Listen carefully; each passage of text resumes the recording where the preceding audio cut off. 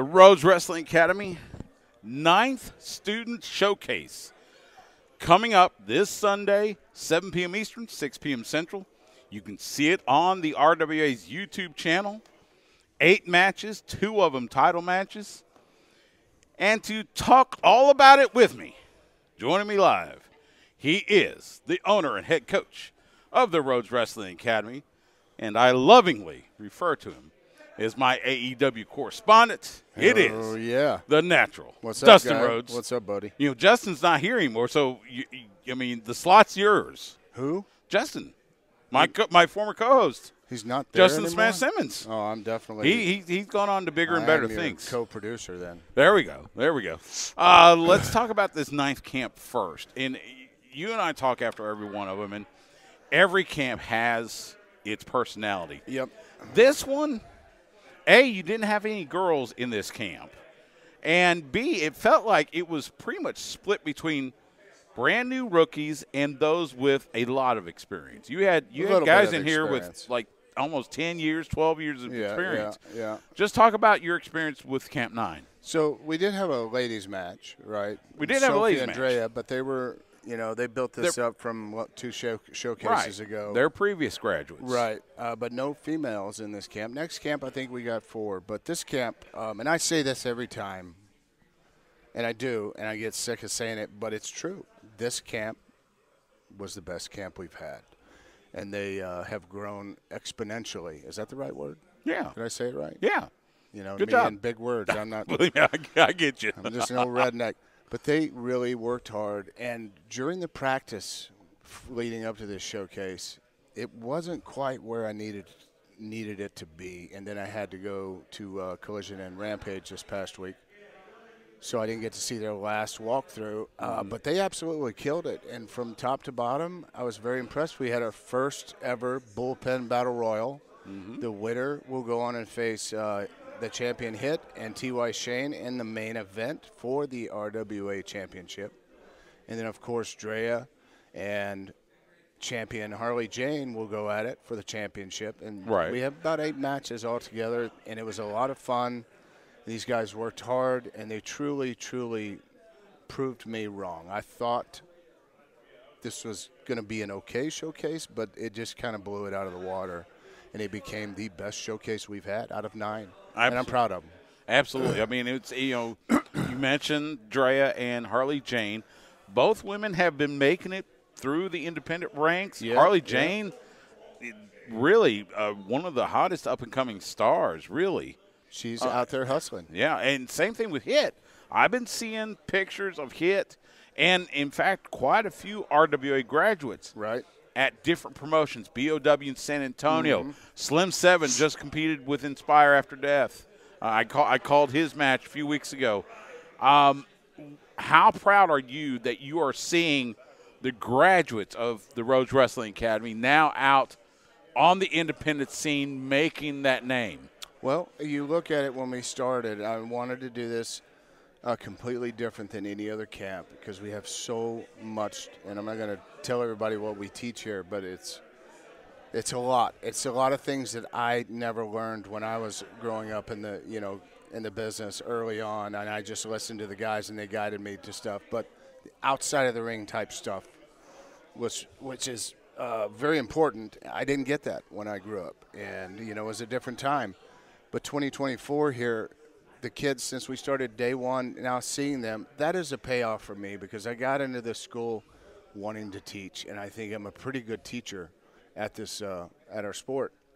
And I've been in the business 35, still in it, slowing down just a little bit. But to see them go out and spread their wings is pretty impressive and do well because I keep up with them all on the Discord. They're in there for life. They're part of the RWA family, and they're just kicking ass and taking names, and hopefully one day they get their chance to shine on a big stage. And I think if they continue to hustle, because it is a grind every single day, and not get complacent and just like being mediocre, they continue to work hard to improve themselves, to change things that needs changing if something's not working, to really, really just accelerate their careers. Yeah. by throwing as many things at the wall as you possibly can, and sooner or later something's going to stick. And when it does, you better ride it like a lightning bolt. And hopefully it does you well and takes you well, and maybe one day they'll be WWE champion or AEW World Champion in New Japan, champ, or TNA champ, whatever. Yeah. There's so many places to go, and they're doing it right. They've been taught right, and I'm proud of them. And that's the payoff for me. It's not about the money, because to watch them succeed now is very cool for me. Yeah. Rhodes Wrestling Academy now been open for 3 full years. You've had 9 camps. What's the biggest lesson you've learned about yourself in the span of these 3 years since founding RWA? The biggest thing that I have learned is patience. Patience was always very hard for me. In the middle of my career, at the beginning of my career, towards the later part, I've started to really understand that I need to have some patience. And these guys, a lot of these kids are brand new. And I've surprised myself. And, even my wife, Terrell, has said, man, you are really patient with these kids. And she's the hard ass, right? So we have we kind of go together. We mix nicely together. And I've just noticed that I'm just more patient than I've ever been, and that's a good feeling because I've needed that. Okay. I wish I would have had that earlier on. Well, with age comes a certain bit of wisdom as think well. So I've gotten a lot wiser. I mean, which is good. You're up there. You're up there with me. Yeah, so, a couple old bastards. Yeah, that's the way I feel sometimes. I want to transition to AEW, transition to Full Gear. Yep. That's coming up on Saturday. Yes. At the Kia Forum in Los Angeles on pay-per-view, 8 p.m. Eastern, 7 p.m. Central. Bleacher Report, multiple outlets if you're outside the United States. And I want to talk about MJF, the AEW World Champion. Mm-hmm. Now, I've known MJF for a long time. You've known him. You work with him. MJF, he mentioned, I forget, it was a couple weeks ago, I think it was on Dynamite, about how he's wrestled more in the last few weeks than he has almost his entire career. Yes. He's got the AEW World Championship. He's also one half of the Ring of Honor World Tag Team Champions with Adam Cole, who's out with injury. MJF has got this big title defense for the AEW World title against Switchblade Jay White from Bullet Club Gold.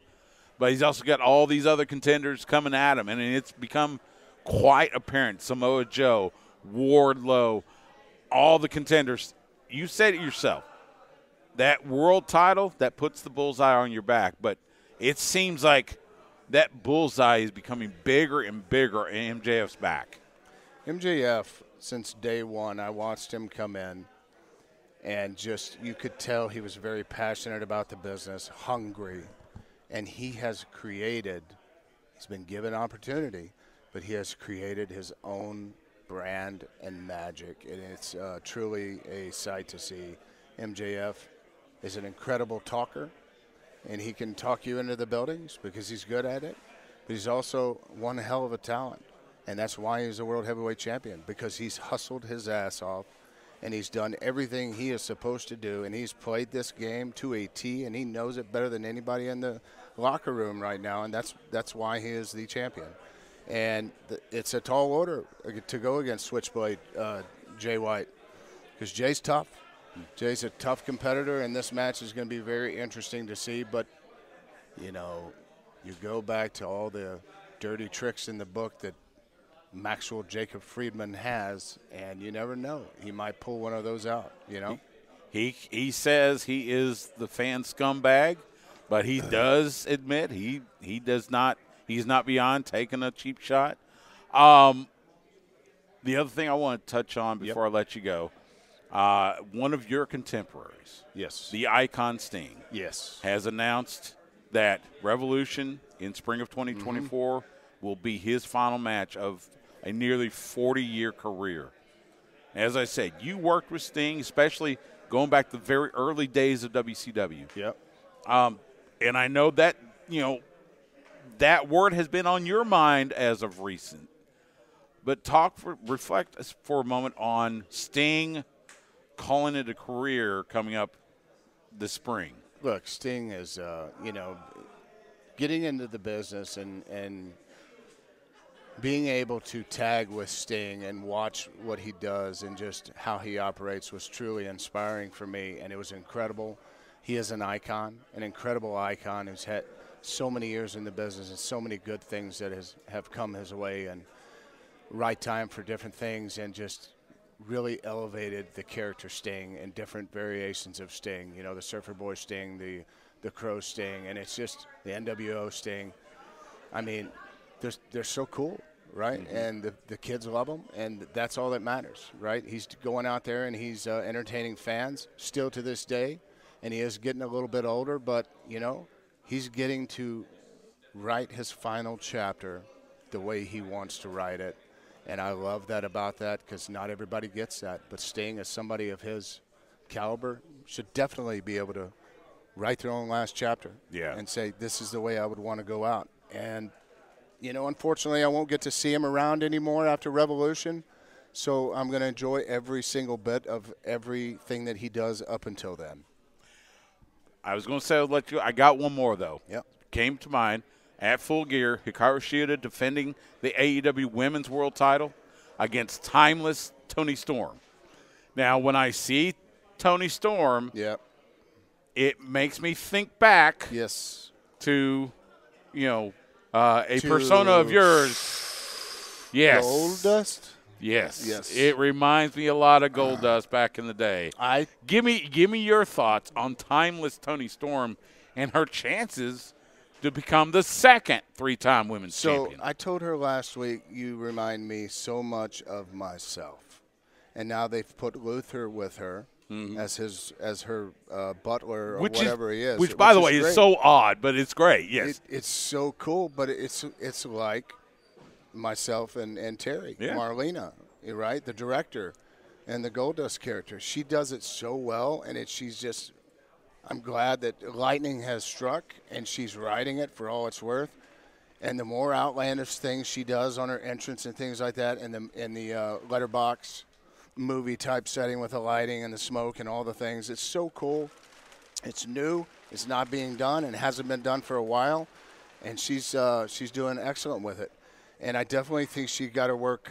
She has her work cut out for her, and Hikaru Shida, which is a three-time champ. Yeah. And Sheeta's three-time champ for a reason. She's a tough cookie to crack, and this will be interesting. And I don't have any hopes for one or the other to win this. I just hope they have a hell of a match, and they're both safe, and they both, just have the match of the night, because I think, they deserve it. I love women's wrestling, and I love both of those girls. They're doing great, and I look forward to it. And I'm with you. I think they're going to have a fantastic match coming up this Saturday at AEW Full Gear, 8 p.m. Eastern, 7 p.m. Central. Get it on Bleacher Report. Come to us from the Kia Forum in Los Angeles. He is the owner and head coach of the Rhodes Wrestling Academy, the Natural Dustin Rhodes. Catch the RWA Student Showcase number 9 this Sunday, 7 p.m. Eastern, 6 p.m. Central, on the Rhodes Wrestling Academy YouTube channel. It will be a lot of fun. I am honored once again to lend my voice on commentary for this event alongside Ryan Belfort. Dustin, I appreciate it, bud, as always. Yes, sir. Love you to death. You know that. And thanks so much for the time, and we'll talk again soon. Thank you, Stewie. I am now the co-producer, right? Yes. Hey. There you go. I'm no longer the correspondent. That's right. You're the co-producer.